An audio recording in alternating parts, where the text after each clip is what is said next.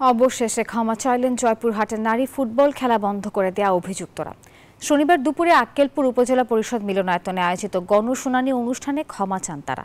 অঙ্গীকার করেন ভবিষ্যতে আর এমন ঘটনা ঘটবে না। এ সময় তদন্ত দলের কর্মকর্তা আলেম ওলামা সহ অনেকেই উপস্থিত ছিলেন। আলমগীর চৌধুরীর তথ্য ও চিত্র দেখুন ডেস্ক রিপোর্ট। জয়পুরহাটে নারীদের ফুটবল খেলা বন্ধের ঘটনায় অভিযুক্তদের নিয়ে শনিবার গণশুনানির আয়োজন করে জেলা প্রশাসন। এ সময় খেলা বন্ধ করা ও ভাঙচুরের বিষয়ে ক্ষমা চান অভিযুক্তরা।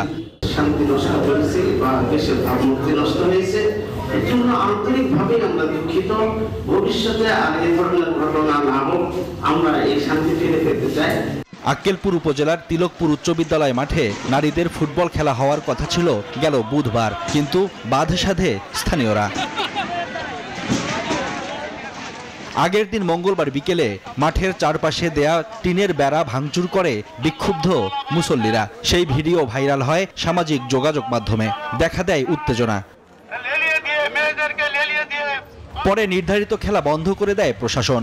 ঘটনা তদন্তে গঠন করা হয় কমিটি। প্রতিবেদন জমা দেওয়ার সময় বেঁধে দেওয়া হয় 3 দিন। আমরা পূর্ণাঙ্গ প্রতিবেদন দাখিল করব আমাদের কর্তৃপক্ষের কাছে। কর্তৃপক্ষ আপনাদেরকে সেই অনুযায়ী যে সকল কার্যক্রম গ্রহণ করবেন সেটা আপনাদেরকে জানিয়ে দেব।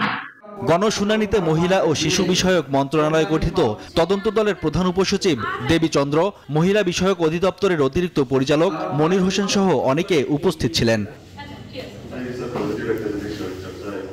Desk report, news 24।